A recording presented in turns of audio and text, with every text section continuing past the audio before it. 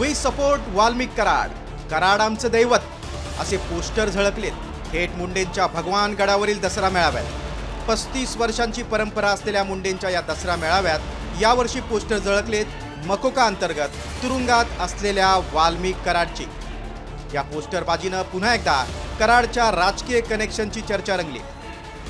संतोष देशमुख हत्या प्रकरणात तुरुंगात असणाऱ्या वाल्मिक कराड हा धनंजय मुंडेंचा उजवा हात, त्यामुळेच धनंजय मुंडेंना मंत्रीपदाचा राजीनामा द्यावा लागला होता। मुळातच भगवान गडावरील दसरा मेळावा आणि वाल्मिक कराड हे कनेक्शन अनेकदा समोर आले।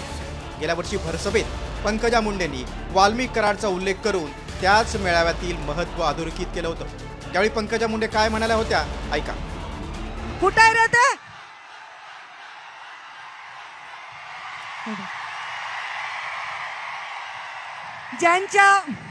ज्यांच्या शिवाय धनंजय मुंडेंचं पाने हालत नाही ते वाल्मिक कराड।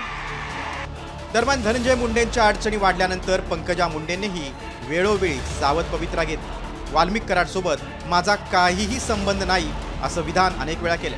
त्यामुळे यावेळच्या दसरा मेळाव्यात कराडचे झळकलेले फोटो बघून गुंडांना पाळू नका हे सांगायलाही पंकजा मुंडे विसरल्या नाहीत।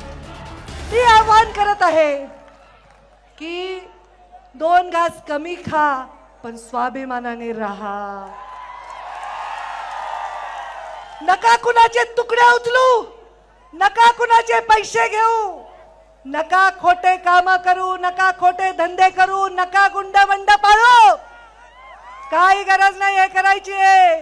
चांगल्या माणसाचं चांगलंच होते, भगवान बाबाचे आशीर्वाद त्याच्या मागे असतात। राजकीय नेत्यांचे गुन्हेगारासोबत असणारे हितसंबंध याआधीही अनेक प्रकरणात समोर आलेत।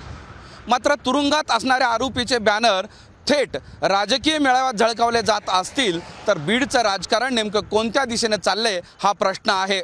सोबतच मुंडेंच्या या मेळाव्यात कराडचं समर्थन करणारे नेमके आहेत तरी कोण असा एक प्रश्न आहे। मोहम्मद इरफानचा माधव सावरगावे, साम टीव्ही, बीड।